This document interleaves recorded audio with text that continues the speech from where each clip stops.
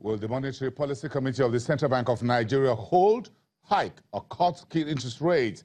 Well, that question will be answered in less than an hour from now. It's great to have you on this program. This is a special edition of Business Incorporated.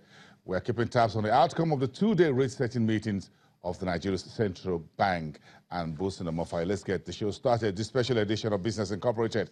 Look at the market starting from Nigeria, where the all-share index is a roaring red hot, a whopping 2.37% gain on the all-share index intraday, just ahead of the announcement of the MPC decisions.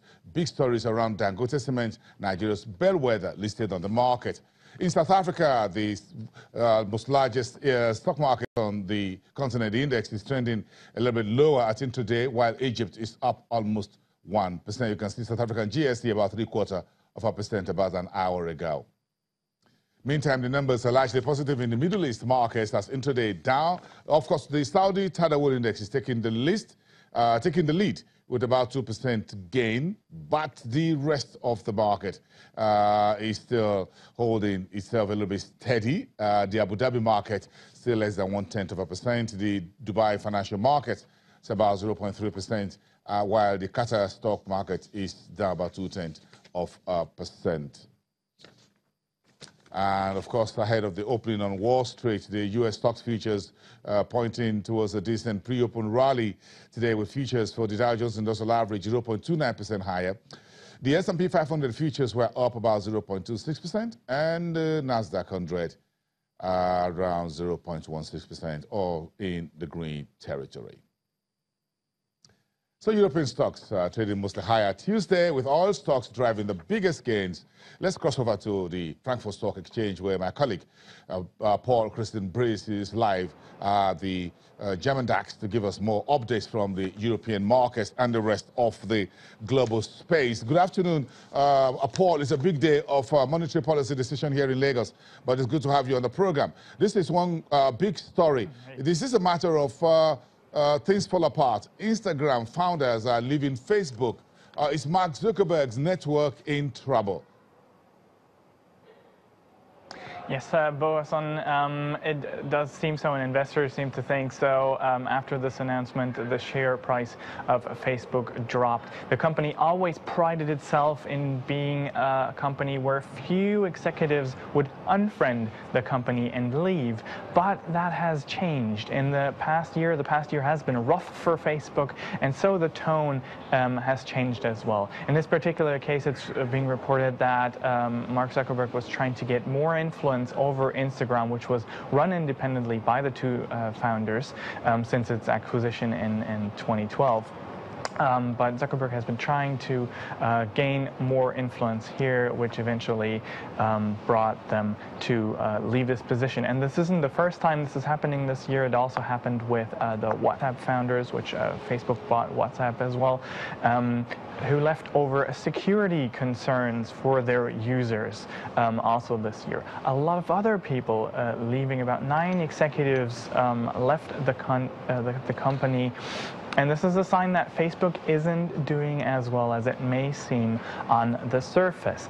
In fact, there's an exodus of younger people on the network. A recent study has shown that roughly 50% of people between 18 and 29 in the US have deleted the app during this year, of course, after scandals about the company's data usage and spread of false information. So there is trouble in the Facebook universe.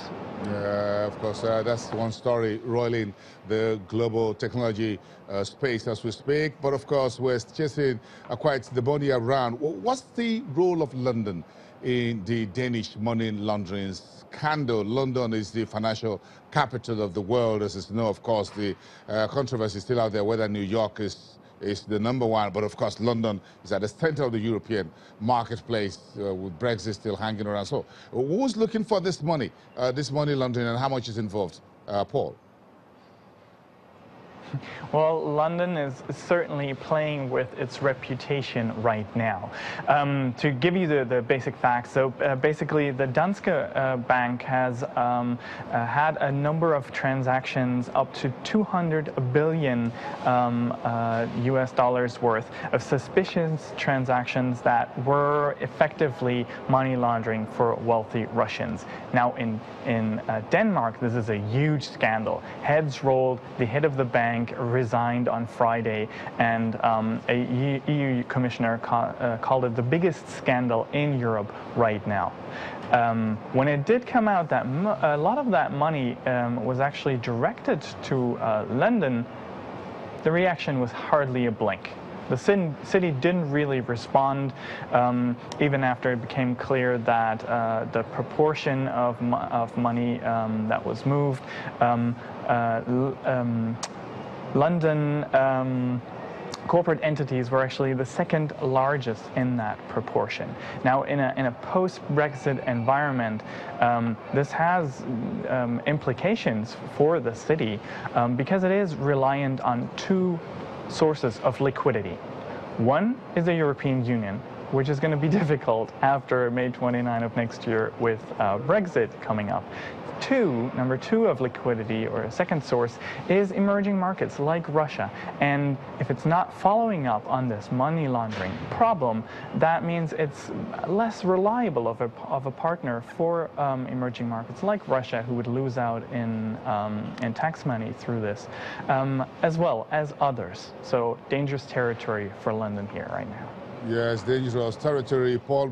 Christian Breeze, thank you very much. What a time for London to get its reputation enmeshed with Brexit just around the corner. The clock is ticking. Let's get together tomorrow after today's monetary policy meeting here in Nigeria. Paul will have a lot of